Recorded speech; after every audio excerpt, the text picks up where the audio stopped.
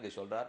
அக்னிக்கும் இவளுக்குமாகத்தான் கிருத்திகா தேவி பிறந்து அவர்கள் அனைவரும் ஸ்கந்தனை பெற்றெடுத்தார்கள். தோஷஸ்ச சர்வரி புத்திரஹ சிம்சுமாரோ ஹரே கலா. அடுத்து சிசுமார சக்கரத்தை பத்தி பார்த்தோம். துருவ பதவி, சிசுமார சக்கரம் எங்க இருக்கு, ஜோதிஷ் சக்கரம் எங்க இருக்குன்னு பார்த்தோமே. அப்ப விஷ்ணுவனுடைய அம்சமான சிசுமாரம் விஷ்ணுவோட அம்சமே. தோஷனுக்கும் சர்வரிக்கும் பிறந்தவர். வசோர் ஆங்கிரசி புத்திரோ விஸ்வகர்மா கிருதிபதி. கடைசியா வசுவுக்கு விஸ்வகர்மா பிறந்தார். அவர்தான் தெய்வ தச்சன். அங்கங்கே இது விஸ்வகர்மாவாலே நிர்மாணிக்கப்பட்ட கோவில் கோவில் நீங்க கேள்விப்படுவீள். தெய்வங்களுக்கெல்லாம் தச்சன் அவர்தான். அதே போல மயன் இருந்தார், அசுரர்களுக்கெல்லாம் தச்சன் அவர்தான். இது தெய்வ தச்சனை பத்தி சொல்றார். இனி அதற்கு மேல் இப்ப நாம பார்த்ததெல்லாம் தர்ம தேவதைக்கு கல்யாணம் பண்ணி கொடுக்கப்பட்ட 10 பெண்கள், அவர்களிடத்துல பிறந்தவர்கள். அதுல வசு ஒருத்தி. அந்த அந்த வசுவுக்கு பிறந்த அஷ்டவசுக்கள் அவாவாளுக்கு எது பிறந்திருக்குங்கிற அளவுக்கு கீழே கீழே போயிட்டோம். இப்ப மறுபடியும் ஒரு ஸ்டெப் மேல போவோம். மேல போனா ரெண்டு பெண்களை பூத அங்கிரஸ் கிருதாஸ்வர் என்கிற 3 பேர் கல்யாணம் பண்ணி கொடுத்தாருன்னு பார்த்தோமோ இல்லையோ. அதுல அங்கிரஸுக்கு 6 பிறந்தார்னு சொல்றார். பிரஜாபதேர் அங்கிரசா ஸ்வதாபத்ரி பிதுநத. அங்கிரசு ஸ்வதா என்னும் பத்னியிடத்தே பித்ரு தேவதைகள் எல்லாரையும் பெற்றார். நாம பித்திருக்கள்னு இன்னைக்கும் தர்ப்பணம் பண்ணிருக்கோமே, அவளுக்கு எல்லாம் ஸ்வதா தேவியின் இடத்துல அங்கிரசு பெற்றவர். அதர்வாங்கிரசம் வேதம் புத்திரத்தேச்ச அகரோத் சதி. அதே அங்கிரசு சதி என்னும் மற்றொரு மனைவியினிடத்தே அதர்வாங்கிரஸ் என்கிற வேதத்தையே பெற்றிருத்தார். அதர்வாங்கிரச புச்ச பிரதிஷ்டா என்று வேத வாக்கியமே வரும். அதுக்கு மேலே கிருதாஸ்வர கல்யாணம் பண்ணி கொடுத்தாளே. கிருதாஸ்வோ அர்ச்சிஷி பாரியாயாம் த்ரூம்ரகேஷம் அஜீஜனத் திஷணாயாம் வேதசிரோ தேவலம் வயுனம் முனை.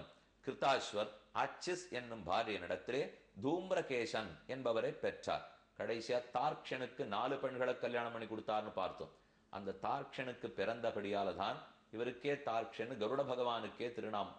தார்க்ஷனுடைய பிள்ளைதான் வினதாசுத்தனான கருடன். அந்த சரித்திரம் பார்ப்போம். தார்க்ஷஸ்ய வினதா கத்ருஹு பதங்கி யாமினீதி. தார்க்ஷனுக்கு 4 மனைவிகள், வினதா கத்ரு பதங்கி யாமினி. அதிலே வினதாவுக்குத்தான் கருடன் பிறந்தார், அருணன் பிறந்தார். கத்ருவுக்குத்தான் நாகர்கள் எல்லா பாம்புகளும் தோன்றினார்கள். பதங்கி விட்டில் பூச்சிகள் அனைத்து அவளுக்கு பிறந்தார்கள். யாமினீதி வெட்டுக்கிளிகள் முதலானவர்கள்லாம் அவளுக்கு பிறந்தார்கள். இந்த சரித்திரம்லாம் சொல்லி முடித்தார். தக்ஷசா கிருத்திகாதீனி நக்ஷத்ராணி இந்தோஹோ பத்னியஸ்து பாரத.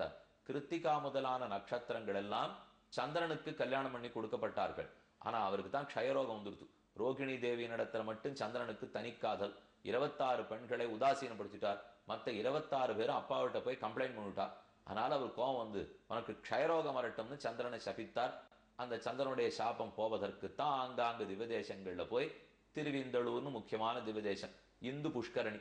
இந்து புஷ்கரணியில தீர்த்தமாடி இந்தளூர் இந்து சந்திரன் சந்திரனுடைய சாபத்தை போக்கி கொடுத்தபடியால் பரிமள ரங்கநாதனாக காவேரி தீர ரசிகனாகவே திருவிந்தளூரில் பெருமாள் சேவை சாதிக்கிறார்.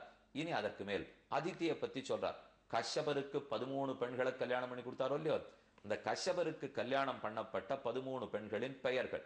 அத கஷ்யப பத்னி நாம் யத் பிரசூதம் இதம் ஜெகத் அதிதிஹி திதிஹி தனுஹு காஷ்டா அரிஷ்டா சுரசா இளா முனிஹி குரோதவசா தாம்ரா சுரபிகி சரமா திமிஹி திமி என்று 13 பேர். இந்த 13 பேருக்கு 6 பிறந்தார்கள்ங்கிறத சொல்றார். திமேர் யாதோகணா ஆசன். திமியினிடத்தில் தான் ஜலத்தில் வாழ் ஜந்துக்கள் அனைத்தும் தோன்றின. அடுத்தது ஸ்வாபதாகா சரசாசுதாக. சரமா என்பாளிடத்தில் மிருக கூட்டங்கள் எல்லாம் பிறந்தன. சுரபேர் மகிஷாகாவக. மகிஷமும் காவம் பசுக்களும் சுரபியனிடத்தே தோன்றினார்கள். த்விஷபான் இருப்ப. அது தவிர 2 குளம்புள்ள எல்லா பிராணிகளும் அவரிடத்துல தான் பிறந்தன. தாம்ராயாக சேன கிருத்ராத்யாக. தாம்ரா என்பவரிடத்தில் கழுகு பருந்து முதலானவை தோன்றின. முனேர் அப்சரசாங்கனாக. முனி என்பாளிடத்தில் அப்சரசு கூட்டங்கள் முழுக்க தோன்றின. என்ன ஒத்தொத்தியா சொல்லணும் வந்துட்டு கடைசியா அதிதி தேவியை பத்தி கூறுகிறார். அதிதிக்கும் கஷ்யப பிரஜாபதிக்கும் கல்யாணம் நடந்து அவளுக்கு பிறந்த பிள்ளைகள் எல்லாம் தேவர்கள். விபஸ்வான் அரியமா பூஷா त्वष्टा अथ सविता भगः धाता विधाता வருணः மித்ரः சக்கர உருக்கிரமः இவர்களெல்லாம் பிறந்தார்கள். இதுல விவஸ்வான்னு சொல்லப்படுறவர் தான் சூரிய பகவான். அப்ப ஆதித்திக்கும் கஷ்யபருக்கும் சூரியன் பிறந்தார். அந்த சூரியனுடைய பிள்ளைகள் சொல்றார், விவஸ்வதா ஸ்ராத்த தேவம் சந்நியாசூயதவை மனும். சம்ஞா என்னும் பெண்ணிடத்தில் சூரிய தேவன் ஸ்ராத்த தேவரை பெற்றெடுத்தார், மனுவை பெற்றார். அதோட கூட யமனையும் யமுனா என்கிற யமியையும் பெற்றெடுத்தார். சூரியனுடைய பிள்ளைதான் யமதர்மராஜன். அது கூட பிறந்தவள் தான் யமுனா நதி, கண்ணனுக்காக ஓடிக்கொண்டிருப்பவள். மிதுனஞ்ச மகாபாகா யமம் தேவம் யமீ ததா சாயா சனைச்சரம் லேபே. இன்னொரு மனைவி, சூரிய பகவானுடைய மற்றொரு மனைவிக்கு சாயாதேவின்னு பேர். சாயாதேவி தான் சனீஸ்வரனை பெற்றெடுத்தாள். சனைச்சரம் லேபே சாவர்ணிஞ்ச மனுன் ததா. இப்ப நடுவில் தொட்டான்னு ஒருத்தரை பத்தி சொன்னமே, தொட்டுர் தைத்தியானுஜா பாரியா ரச்சனா நாம கன்யகா. இந்த தொட்டாவும் ரச்சனா என்னும் அசுரகுலத்து பெண்ணை கல்யாணம் பண்ணி கொண்டு விஸ்வரூபர் என்பவரை பெற்றார். அந்த விஸ்வரூபரை இந்திரனே கொன்றான். விஸ்வரூபரை இந்திரனே புரோகிதனாக ஏற்றுக்கொண்டான். அவ வீட்டுக்கு வாத்தியாராக இருந்திருக்கார் விஸ்வரூபர்.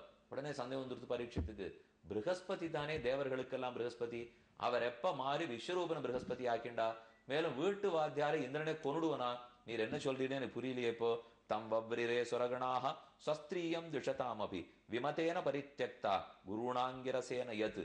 இது எதனால் ஆறுது நம்ம கேள்வி கேட்க போக, இப்ப விஸ்வரூபனுடைய கதை, ப்ரஹஸ்பதியினுடைய கதை விளக்கமா சொல்ல போறார், பார்ப்போம். இந்நிகழ்ச்சி பற்பல கலை சிற்பங்களை